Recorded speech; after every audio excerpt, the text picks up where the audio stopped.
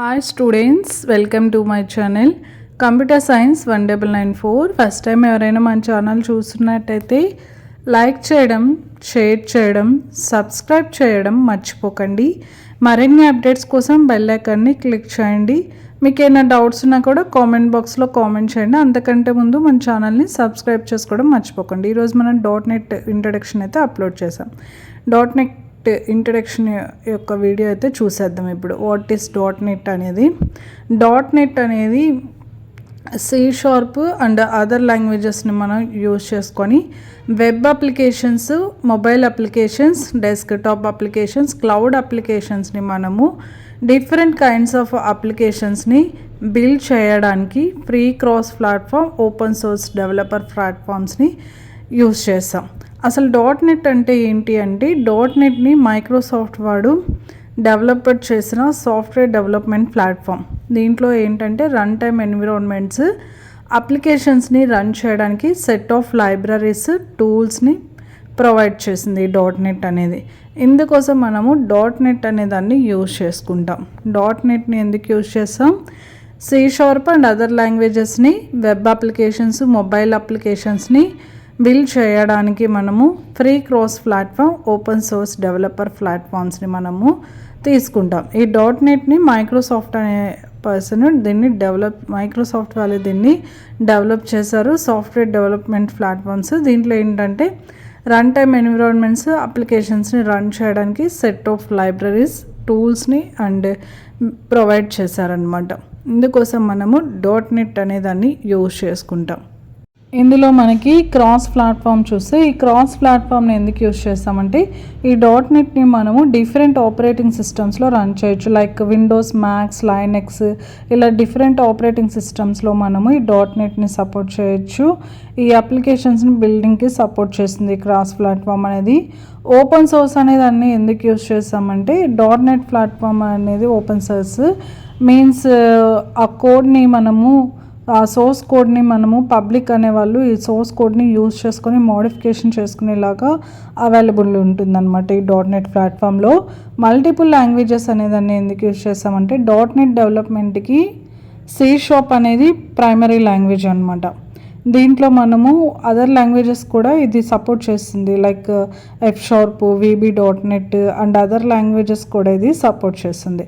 Cross platform అనేది ఏం చేస్తుందంటే ఈ .NETని డిఫరెంట్ ఆపరేటింగ్ సిస్టమ్స్లో మనం రన్ చేయొచ్చు. విండోస్, మ్యాక్స్, లైనక్స్ ఇలా అండ్ బిల్డింగ్ అప్లికేషన్స్కి ఇది సపోర్ట్ చేస్తుంది. ఓపెన్ సోర్స్ అనేది ఏంటంటే పబ్లిక్ యూజ్ చేసుకోవచ్చు. ఈ సోర్స్ కోడ్ని మోడిఫికేషన్స్ కూడా చేసుకోవచ్చు.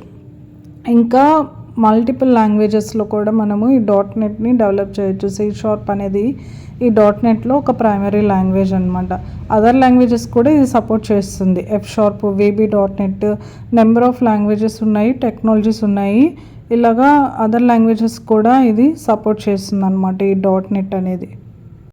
ఇందాక చెప్పినట్టు మనకి .NET ఇంట్రడక్షన్లో డిఫరెంట్ అప్లికేషన్స్ని ఇది సపోర్ట్ చేస్తుంది .NET. అలాగా అప్లికేషన్ టైప్స్ అయితే ఇప్పుడు చూసేద్దాం. Web application first one.